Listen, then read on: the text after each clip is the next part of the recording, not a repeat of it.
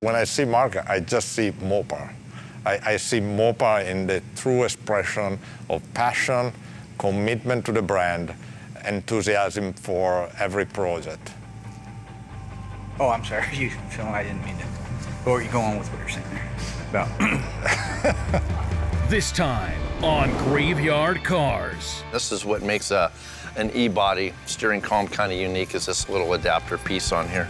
Dave makes a final push to get Buck's 383 Challenger RT finished before tackling the newly revealed 392 Hemi Cuda full-time. Ron from Magnum Force surprises Mark with a plethora of suspension options to enhance the firepower Cuda. Holy smoke. Well, I got everything laid out so you could make some decisions here on which parts you want to go with. But now he has to decide between original equipment and aftermarket parts. Alyssa gets hands-on experience with Buck's Challenger decals. God, those are the toughest ones because of the way they're cut. I think that looks really good. And Mark shows off his moves for Will with a new magic hat. But when the sponsor of Operation Firepower decides to visit GYC, the ghouls race against the clock to get the 392 Crate Hemi mocked into the car. It's almost on that hose. It's gonna hit on this hose now. Will they get it installed before he arrives? Find out on this episode of Graveyard Carz. They're coming to get you, Barbara. It has been established that the buried dead are coming back to life. I'm Mark Warman, and together we bring dead muscle cars back to life, to exactly the way they were on the day they were born.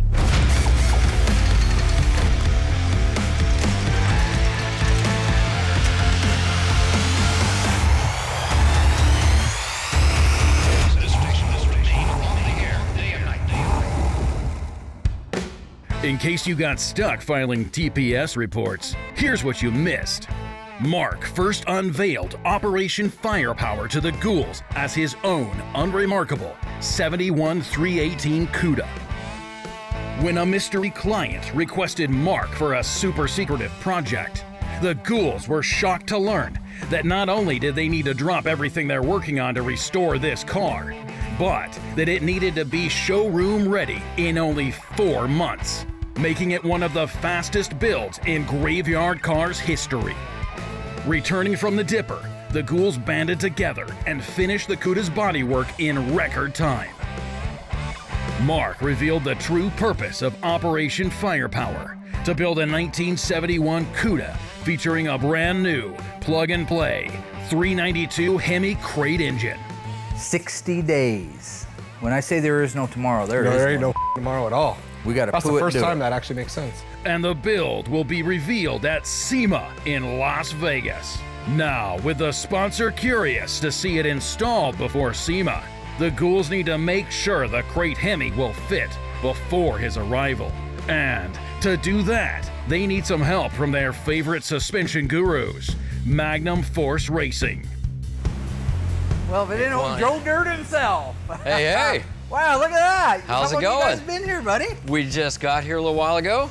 Ron showed up today from Magnum Force. He brought one of his techs with him, Jeff, and they brought all the pieces that they knew they needed to be able to do this amazing conversion that we're getting ready to do. Yeah, we've got multiple suspensions for you to pick from, and disc brakes and oiling system components. We've got everything, headers, whatever you need. So you saved the day. I'm Ron Jenkins from Magnum Force Racing, and came here today to bring quite a selection of different components for Mark to pick from for this build that they're doing. Yay! Because the time it would have took, if we would have been able to figure it out, we're OE, right? We're OE. Right. The first thing I thought of was you. Awesome. When I got that call, I could hear the panic in his voice. I could hear, and that's understandable. It is really understandable, actually, because we've only recently been going through some of these builds ourselves and understanding some of the idiosyncrasies that you run into along the way. Oh, this is fantastic. We're colliding 1971 and 2016 together, so yeah, the past harmonizes, as Stephen King would say, all right? And in this particular case, I hope it harmonizes on our behalf. I'm going to tell you the truth. I don't even know where to begin. You know where to start? I got the engine from Mopar there. That's a great place to start.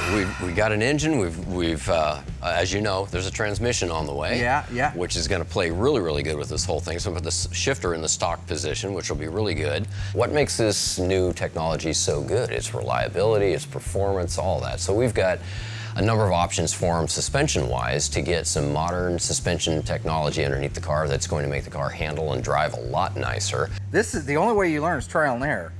I have the errors handled. I don't have the time for the trial at all. We all have the errors under our belts. So this is fantastic. So all this somehow's got to get in that car and run. Yeah, and it will. It will. By the time we're done, no kidding. It's going to run nice, yeah. I'm not too proud to say that I'm concerned and was a lot more concerned before my conversation with him, in as much as I gave my word to Chrysler, to Mopar. I mean, that's it, right? That's the holy grail. I mean, that's the 50-foot, shark. That's the big one. That's the big enchilada. So, I could use a lot of metaphors to describe it, but it's big. It's huge. It's huge, Jerry, huge. Remember Seinfeld? At Banya? Oh, he said gold. It's gold, Jerry, gold. While Magnum Force lays out their new gear, Dave gets to work on the steering column for the Firepower CUDA. What we're working on here is our steering column for our 1971 CUDA, our firepower car. Kind of gathered up. I had half of a steering column, and so I tried to gather up as many 71 parts as I could to build a column. So I got everything detailed, got everything painted. I got new turn signal switch. The thing that makes a 71 unique from a 1970 or 71 and up is this little deal right here. You got to kind of turn that there to actually release the lock to pull your key out of the column. The other ones, you just turn it, all the way back and pull the key out. But in 71, they went to this locking steering wheel. What's unique actually about this steering column in particular is on the end of the shaft, you normally would have a style of a coupler, which I got like right here. So this is the normal coupler you would have, which would be in conjunction with this piece right here, and there's a boot and then your steering shaft. So this would be on the end of your steering shaft that would hook to your standard OE, steering box. But in this case, you can see we got this really cool U-joint. The difference is we got a rack and pinion system on this. We got a Magnum Force suspension. We're going to use an actual OE original steering column, but on the end of the steering column, I incorporated this U-joint, which will go to the rack and pinion steering. And then from there, I got to actually run this style of shaft, which is a double D shaft. And the double D means it's a D shaped on both sides. So this will actually fit into this end, and then this will actually hook into our rack and pinion steering. So this will obviously be cut down to whatever length I need. We start with the shaft. I'll run the shaft through and get all the pieces on here first, and I'll start building out the front pieces. This is your very end. This is what makes an E-body steering column kind of unique, is this little adapter piece on here. This piece will go on the end of it, then the steering wheel actually just bolts onto that. Now that Ron's had time to organize his buffet of parts, it's time for Mark to choose how the new crate Hemi will be mounted in the 71 CUDA. Hey. What'd you do? There was a CUDA explosion, and yeah, that's what we get. Remember that from Tommy Boy after he ripped the door off? What'd you do? Last time I was out here, this was all up there. Holy smoke. Well, I got everything laid out so you could make some decisions here on which parts you want to go with and stuff. I have a tendency to gravitate towards which direction I think you're going to go, but we can talk about some of the idiosyncrasies of the individual components and stuff. I'm actually blown away that Ron had the fortitude to bring so much stuff with him and give me the options. I would just be grateful if he was here to help Big Brother it, but I mean, he brought everything. I brought you options. I know what kind of cars you like to build and that sort of thing, and we can go any direction you want to. That's one of the cool things about the modular suspension, is that it's designed to utilize our drop spindles, which use Mopar brakes, which means your stock Mopar 73 and up brakes, like the CUDA. Yeah. Exactly. Let's say I'm going to 15-inch wheels. Well, you don't have room to put 14-inch six-piston stuff on there, so you have to do what you have to do. Sure. In that case, you've got the spindles to take the stock brakes. To take the 73 and up rotor with the bigger bearing. Exactly. And that'll accommodate my 15.7 rally wheel. So my goal on this, of course, is that outside to look really stock as we can make it look, even though we got all this craziness under the hood. Knowing that they've already been down every one of these roads in the last, just ironically, couple of months, really makes me feel comfortable that we're not going to have any trouble, too much trouble, getting this car done by the deadline. So the next task I reckon I got to do is go through here and pick. Yeah, right? you do. Yeah, you got some choices to make. It may take us a while to figure out what the combination is, but I'm fairly confident that because Ron brought so much stuff up with him and we had a few things before, we're gonna find the combination that puts this engine and transmission in this 71 CUDA. I could use any of this, all of it or none of it. Right. What is the, I see the tubular version and then I see the one that we put in the little 70 CUDA, is that right? Right, yeah, And that's called what? That's called a transformer. It's our modular suspension. It's the one that allows guys to be able to build this incrementally if they want to. But its advantages over the other one, strong as Oh, it looks strong. Strong, strong, strong. Okay. It's solid, what, 1/4 inch steel? Extremely beefy. It's a combination of 3/16, 1/8 inch. Those lower control arms are built much like you'd see in an off-road truck or something. Jeez. You're not gonna hurt those things. So, very, very burly. Very Okay. beefy. So it also would inherently weigh a little bit more, It would too. weigh a little bit more, right. For guys that are going drag racing and aren't going to see quite as much street abuse or something to that effect. So you can go with one of the tubular suspensions, too. Okay. Going to lighten things up. That would lighten the suspension up between 100 and 150 pounds, believe it or not. So you can imagine from a drag race standpoint, That's cubic, yeah. That puppy's ideal. Yeah. Your passion for stock brakes, for example, this puppy uses our stock Mopar dropped spindle. When I say stock, it's a dropped spindle for a Mopar, but it's based on stock components. So you could put 73 and up brakes on there if you wanted to. So you want a single piston floating caliper staring you in the face outside the wheel, that would be the way to go. It sounds weird, but that is kind of what I want. So would this be the knuckle that I'd go with? That would be the one. That goes with that suspension, as a matter of fact. So Mark's chosen the modular suspension, our transformer as we call it. And that's definitely a good choice for this build. For what the intended use of the car is, I think that's going to be an excellent choice. So if I was sticking with the stockist look, I like this. I think this is closest to what a K-member would be looking like instead of a tubular. So, and you're saying this one, we can just put those spindles on it, put the 73 and up rotor and bearing setup on it, the single piston caliper. Exactly. I like that look a little bit more than the tubular look. Although I could see for the race guys or the guys that are really getting serious about weight, horsepower to weight ratio, the tubular one would be the way to go, no doubt, hands down. So we go coilovers, tubular, completely adjustable upper control arms. We go with the modular rack, which is called the, again, I'm sorry? This is a transformer. Transformer, okay. All right, so that rules out a lot of other stuff that's sitting here. This, I assume, is going to adapt me. Will that adapt me from the Mopar steering column? It sure will. Okay. This end is 3/4 of an inch, so that's going to go over the stock column. Got so it. you can just trim your column based on where you want this to fit. This is going to go right on the rack and pinion. Use a stock OEM. That's Yeah. beautiful. We've got quite a few different aspects of this covered now, so I think that this is going to be as close to painless an install as one could hope for. We'll marry the engine, the transmission together. We'll get the mounts on it. We'll get them mounted onto our transformer suspension, and we'll go get the car over onto a rack, and we'll try to marry them together and see what kind of interference we have. Is that it? Sounds like a great plan of attack. I love it. I love Awesome. it. All right. I'm doing this because I don't want to do any lifting. You guys enjoy yourself. Hey, where'd Mark go? Yeah, Mark. Give me I think I hear my shake. phone ringing. Yeah. I think his Good mom job, was. guys. Good Where'd job. Mark go? I think his mom was calling him again. Oh, that's who it is. It's my mom. Yeah, I got to go talk to my mom. Okay.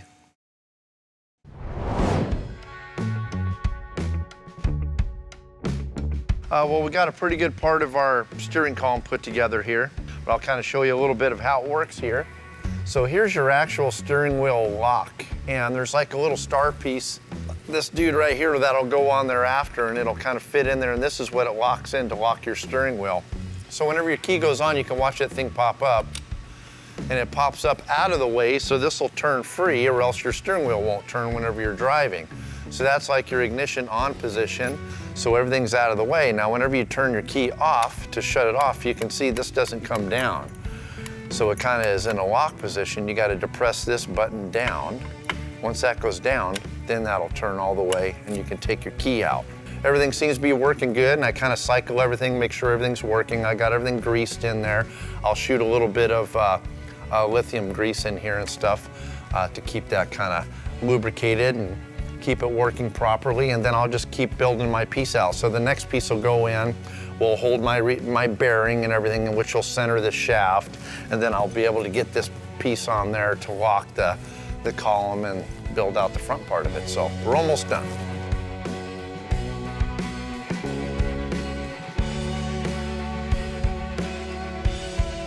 Yeah, I got the turn signal switch in there. All I got to find is the turn signal actual knob and whack one of those. Hey, boss, check this baby out.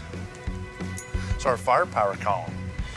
That looks really nice. So you got the Organostol and then the little bit different shade here. You got the glossy base down here. You got our Detroit joint on the end of the shaft. That's a good job. Yeah.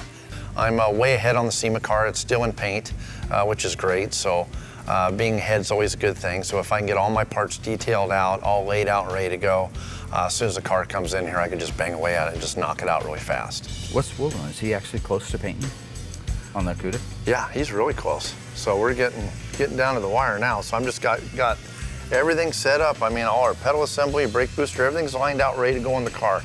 Wow. I'm gonna go torture him because he likes to go home at he starts at 8 in the morning and goes home at 8:15. Yeah. So that's a short day for anybody. I want to make sure that he gets it done. Me, 12 hours a day. Yeah. Dave, 9 hours a day. Will, 15 minutes. Yeah. So. Have you seen his magic hat lately? No, but I brought in a spare. Pretty snazzy. Oh, that's nice. You want? Yeah, no, go for it. Hey, doesn't that look cool? Yeah? Get a magic hat. I got to get the magic hat. Yeah, so everybody's... I'm gonna go see if Will wants to put the magic hat. Yeah, see if he wants to put it on. Willie, I got the magic hat.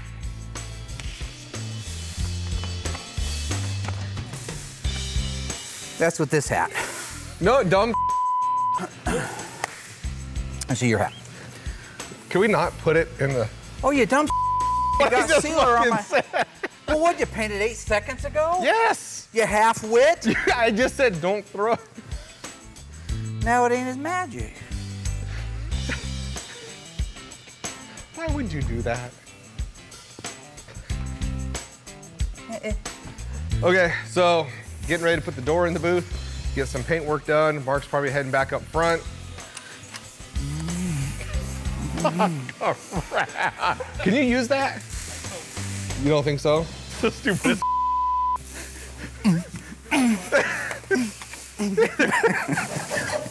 Who has sex with a fire extinguisher?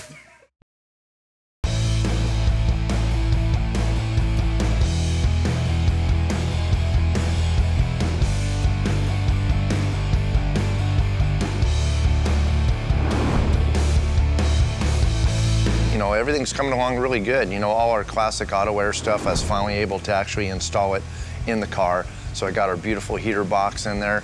Dash has been installed, rear seat, all the carpeting. You know, so it's really coming along very quickly now. All I got to do is, you know, kind of a few parts trickling in here and there, and just a few more pieces to put in the interior, and then a few more things to do in the engine compartment. We'll be ready to start this car up and head down the road. With headway made on Buck's Challenger, Dave steps into the engine room to help get the 392 ready for installation. So I just got back out into the shop. The guys have been working on the engine all morning long. Just a quick update. They've had to take the flywheel off to put the second part of the scatter shield on. This is the big steel plate that protects the back of the block should something come unglued. The rest of it is the actual bell housing as part of the scatter shield as well. Now you see that they've got the oil pan off. This is kind of a cool thing. Because we're using the Magnum Force transformer suspension, we got to use a rear sump type pan, which Dirte brought with him. It's a gold Milodon, but to put it on, this was designed to go in a Challenger, which is a front sump. What that means is, this is the pickup tube that came with the engine if you were putting it in a Challenger, and it locates it geometrically at the front of the engine. This one changes it. If you were to bolt it in the same location, it moves it to the back of the engine, the gold one. That means it takes a different oil pan. This is all Jeff's idea. Jeff had us fumbling around for a while here, trying to find our way to figure out, well, let's weld a tab onto the windage tray. So we were getting ready to just reinvent the wheel. An old Cool Breeze, the old bull up on the top. Remember, there's the two bull. There's the young bull that wants to come down and nail all the chicks, and then there's the old bull sitting up on the top that says, "Nah, let's just go down there and take our time and do one at a time." I don't know what the metaphor is. Anyway, he knew what the answer was. He just wanted to make us figure it out on our own.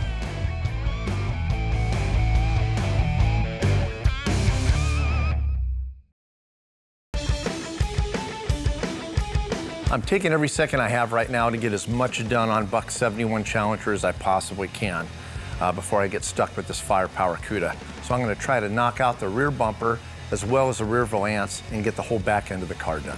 You putting it back together? Hey, what's up, Will? Oh, another day. Check it out, bud. That looks awesome. Don't it?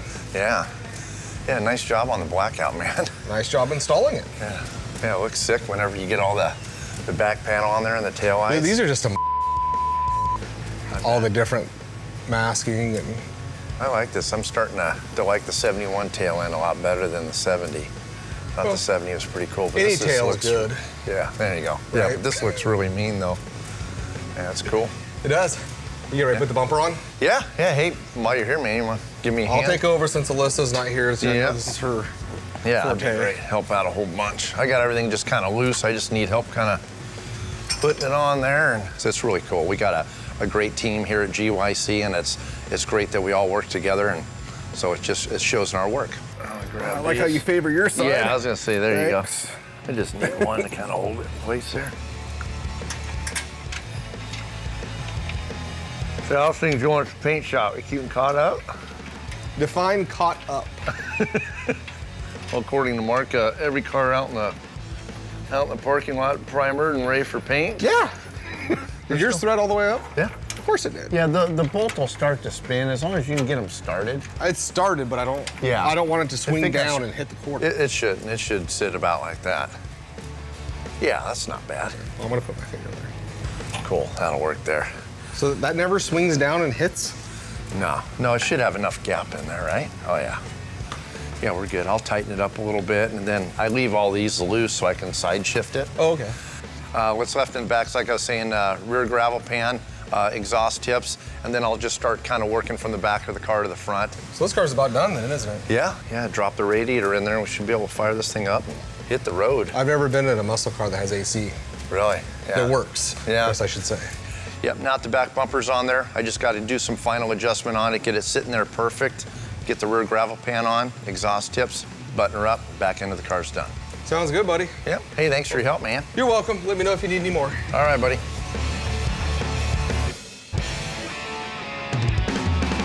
I just finished putting in all the tail lights, the rear tail panel on the car, putting on the back bumper, the rear valance, the unique, chrome tips that the Challengers had on them, back in 1970.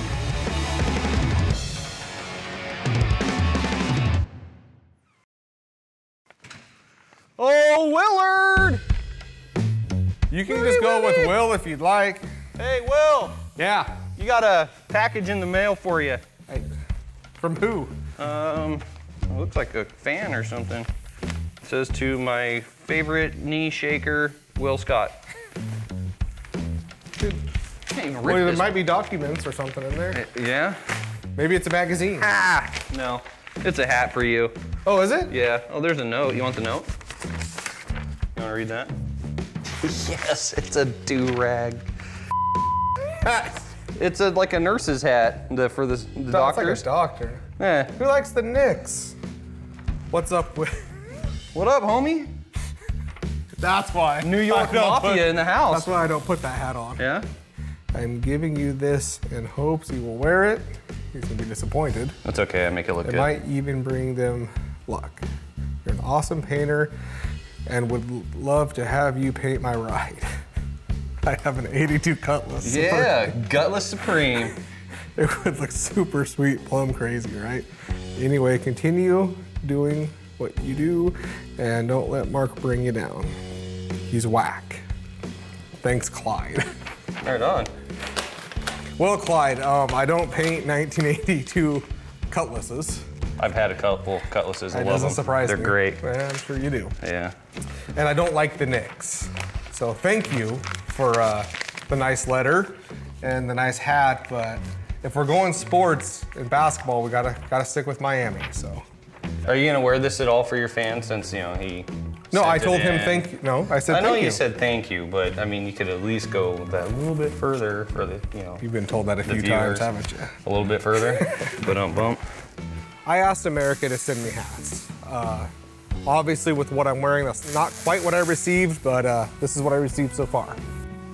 You got a lot of hair. Oh, look. There's a lot of hair. You got gloves, scalpel. So, thanks, Clyde. Appreciate it. I hope it wasn't used, or I just thought about that. Yeah. Hey, you know what you could do is sign it and send it back to Clyde. There you go. So I will personally sign this, and I'll get it right back in the mail to New York City. So, thank you. I'm gonna do Bondo in this thing. Heck yeah. You like the Knicks? I like sports. Oh, you're one of those guys. I'm a basketball fan, you know. Okay. Just send normal hats. Hats that got some cool on them. You know, something cool. So I guess you know what? I wasn't specific when I asked for this. So send me your hats. Just make sure they're cool hats. So thank you, Clyde, for the hat. But I do need to get back to work, and this hat's not going to quite make the list.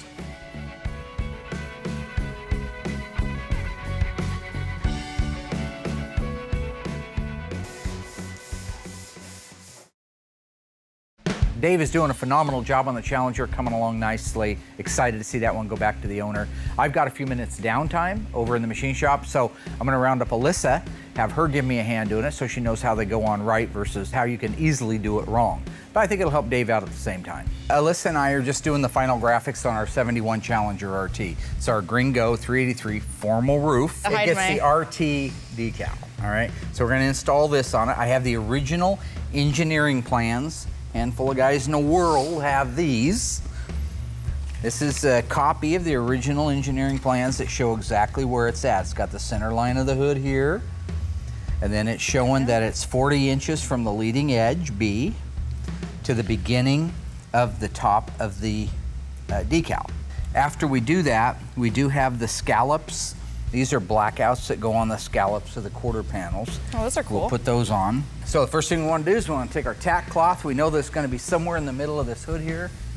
Ching, ching, ching, ching, ching, ching, ching, ching, ching. So it's gonna look cool. This car has a lot of decals. Yeah. Doesn't it? 71, they really started getting, 70 and 71, they started getting pretty loaded up with that stuff. So are we gonna use the application gel, or are we gonna use your little We'll use the solution? app gel when it's time. We want to lay out a measurement. Okay. So I'm gonna grab a piece of tape. The quarter is going to be our mark for the center line, 26 1/4. So I'm gonna put that at the center right there, okay? So right here is the sweet spot, right? Top of the letters go right here, and then the center line of the decal goes right there. Okay. Okay. This, we're gonna wanna slop this around, sloppy Joe. So how come you're deciding to use the application gel instead of your little mixture? Because this is a really small decal. Okay. The odds of getting air bubbles in this, you'd have to be pretty to do something like that. Well, Pretty indeed.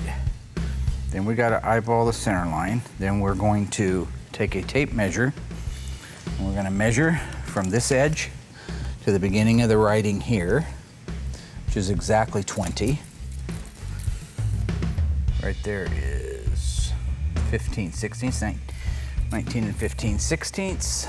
This one is 19 and 15 sixteenths, so that's dead needs center. to go up a little bit though, right? Let me set it. Gaga goo goo now. What is that? I'm trying to trick your eyes. You're trying to trick my eyes I'm trying to trick my eyes. into seeing straight? Isn't that why you have glasses on? God, those are the toughest ones because of the way they're cut. Mm-hmm. I think that looks really good. I would almost say the same thing. I think that's it. I like it.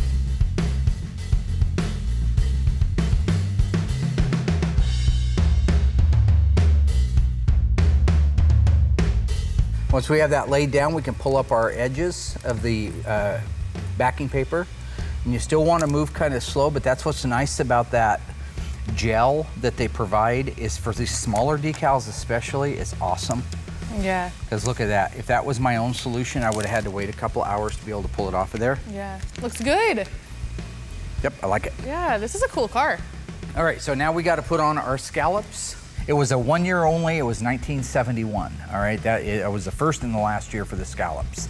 Not positive, but I believe it's J46. I'll do the back one here first, so I need my application gel. And I'll need my squeegee. All right. Oh, it scares me.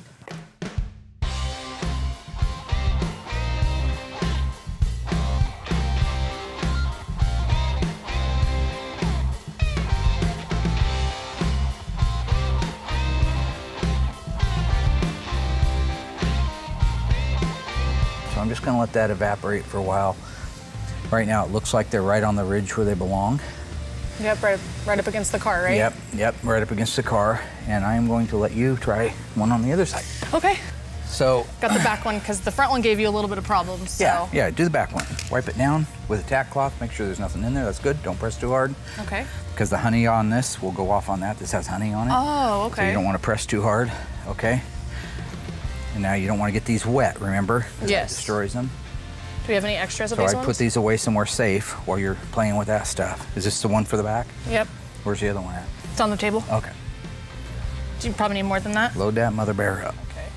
You don't have another set of these if I mess up, do you? No, I don't. Oh, God. Nobody, just for the record, has ever messed a pair of these up. No. Not even once. You've never. Never. They're the easiest ones in the world to do. Okay. Maybe that's easy for me to say since I can't even get the backing can't paper get the off. back, yeah. Right. So Can you even see it though? I can see it. Can we do it? Go ahead. Yeah, go ahead, nubs. Little First of all, fingernail it's nubs. right here. Look at this. Okay, I know. I did that on purpose. What? All right, go ahead and put it on there. This is the right direction, right? Yeah. Fit it top to bottom. That's probably pretty good, but the bottom needs to go in a little bit more towards the body. What you can do is you can center this, you can get this part here locked down so it won't move, okay? Okay. So squeegee that center section out, so now once you do that, you know it can't move in here. Now you just work your ends. Okay. Well, don't be afraid of it. Well, you scare me. I'm afraid of you. Okay. I'm a bad guy. Okay, so I think the top looks good. So. See how it's trying to pull it away down there? You want to push it in while you squeegee.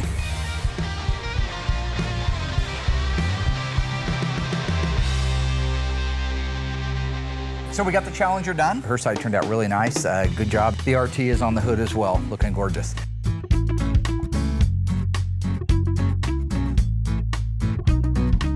They're getting ready to put the transmission on. So that means all the other things, the oil pan, the scatter shield, which is the bell housing, all that stuff is in place. And that's what you see now is they've got the transformer, which is the one we chose to go with versus the tubular one, is down there into position. We've got the transmission ready to slide into the clutch and bolt up to the bell housing. Once those two things are married together, we'll be able to take this over and let the CUDA down on it and see how we're getting for a fit. And hopefully it's a good fit and we don't have to do a bunch of cutting.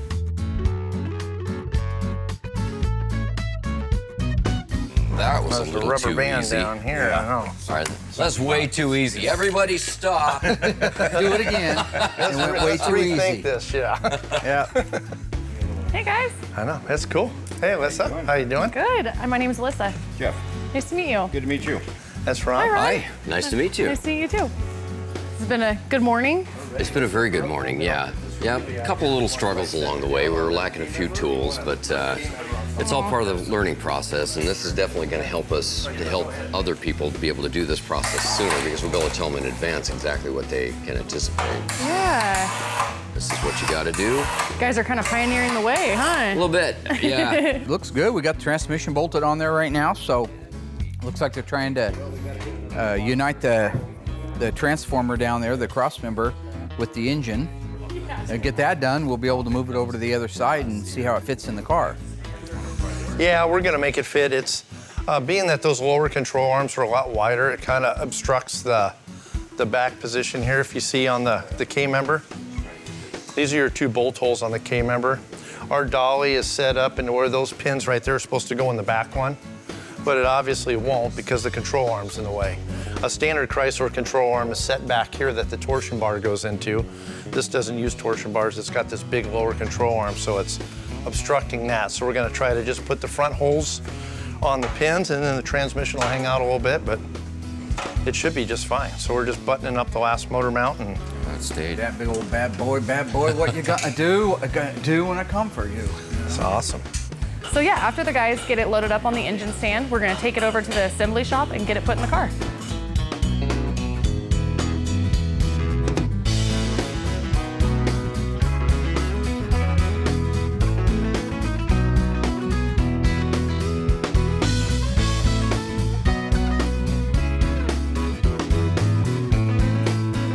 All right, let's insert this bad. Ready? All right. Well, it's not too bad. Back end will need to be kicked over a little bit, I think. Yeah, easier said than done. Nice and gentile. More? Right there, I'm thinking. Okay. Go ahead and go down, Mike. Yep. Yeah, because we're gonna hit that wiring harness there. Whip it, and whip it good. It's nice not having a fan or nothing. Well, this one certainly leaves us a lot more room than the other Hemi we put in. Yeah, a ton more. Lord, that thing was a tight fit. Yeah, it looks pretty good on the firewall. Not looking bad? Okay.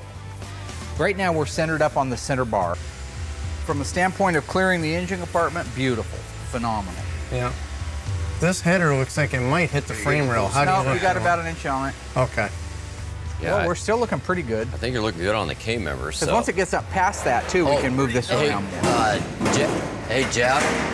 That's pretty Jeff. close now. Yeah. You know what still didn't get cut out? Huh?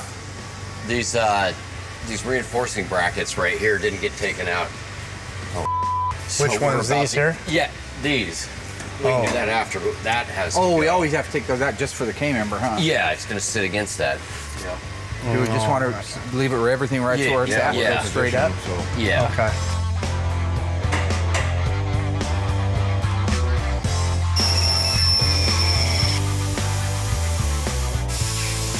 All right, we have to take a little bit of a break there and remove the factory gussets here that once held the, was that the bump stop? That's for the It bump was the bump stop, reinforcing for the bump stop. Yeah, the reinforcement for the bump stops, we had to take those out.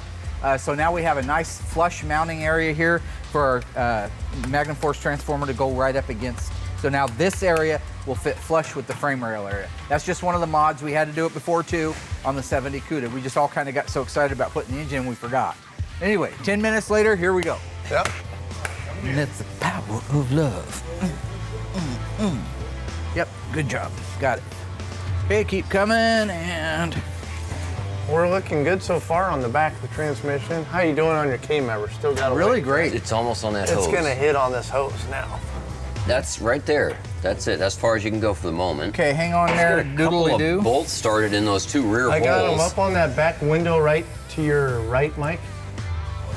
Things are looking pretty good, actually. We came right down on top of the K-member bolts right off the bat. It was almost like we planned it. Mike, can you pull down on this front frame rail? Something's hitting.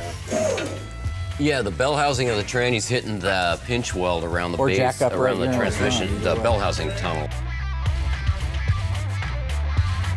So we got the K-member bolts, or the transformer bolts in this case, up into place. Royal showed up, of course he did, now that all the hard work's done. He's underneath there right now. They're putting the transmission crossmember bolts in it, so everything's kind of supported on its own. Then we can raise it up, look at our clearances, see what kind of provisions we may have to make, and maybe at that point, do the final cut and fit, and weld in our tunnel. With the engine successfully installed, Mark anticipates the arrival of the man responsible for this project, the president of a very special company. Right now, I am waiting the arrival of Pietro Gorlier. He is the CEO of Mopar. He's coming out to check out the car, check out the shop, check out the build, make sure that things are going the way they should be going, and we're pretty excited around here, you know. So, yeah, it's that or no car. So. Okay, well, so here's where we're at. We've got our 392 Hemi installed. I'm Pietro Gorlier. I'm the president of Mopar. You met Ron earlier from Magnum Force. How are you doing? Nice to meet you. He was gracious enough to come up and help us with his suspension. Now, we could have adapted that onto the stock Mopar K-member, but being our short time period here to be able to get this car looking the way it needs to for SEMA, he had already invented the wheel, so I didn't want to reinvent it. So he came up very graciously and installed his really cool rack and pinion system, which is actually great anyway. So the project is, first of all, to bring back the ability to drop a Mopar engine, a heavy engine with a proper controller and harness into a car for restoration. So we decided that only someone that is really specialized in Mopar cars can do the first car with this new controller, harness, and engine. this is something you're going to love, and this is going to be such an easy promotion. So you've got a basic 71 CUDA here, that's all. Yeah. That's the only penetration on the firewall, one clean penetration. That is the factory floor hump right there. Everything you see is 100% factory, except that to get the Tremec 6-speed, we had to cut a small section of the transmission crossmember reinforcement. That's it. And I like the pistol grip. I love the pistol grip. You can't argue with that. Can I ask you a question? Yes. You have a big shop. You're an expert. Yes, sir. What about if I am really just a guy that wants to do this in his own garage with, a dad and son? The claim to fame here isn't the first time we built a 392. You've been offering that for a while. It's the ability to put it in anything that you want to with the least amount of headache when it comes to the wiring and making it run. That's exactly the idea. When you talk about Mopar, you need to find really the passion for the brand. And only in this place you find people that have dedicated their life and their work to Mopars. And so, perfect match. With the controller and the wiring that you've made available for this, it just sparks the imagination now as to where are your limits. They're literally in what you want to put it in now. Where before is, I was terrified at the idea of trying to put a late model Hemi in any of my cars because of the wiring. That was the only reason. Yeah. It's done. Problem solved. It's done and done. Problem solved. I'm excited because it will be finally the moment where we will see this engine, this controller, this harness to work in a car and bringing it back to life. So I can't wait. Well, thank you, because Mopar, it is what it is. Thanks to people like you that are keeping Mopar alive and keeping the heritage of Mopar fresh. Yeah. Thank you. You're very welcome. Thank you, my friend. All right. Okay, party time! In case you got distracted Googling TPS reports, here's why the ghouls didn't sleep this week. Alyssa successfully applied the final decals on Buck's 383 Challenger RT, while Dave completed the interior, steering column, and rear end on what Mark would call a gorgeous Green-Go panty dropper. Mark and Ron went over the options for the Firepower CUDA's new suspension, ultimately deciding on an old-school look with new-school tech. Will received mail from a fan and a new magic hat. Will this be the start of a new trend? And the ghouls came together to get the SEMA CUDA's engine installed for fit, just in time for its sponsor to visit the shop and see its progress with the new Crate Hemi. Now, with only 40 days left before the CUDA is revealed at SEMA, the only question is, will Mark's ego be too inflated to finish the build in time? Only time will tell. He was saying just that he thinks Mopar. He thinks to me.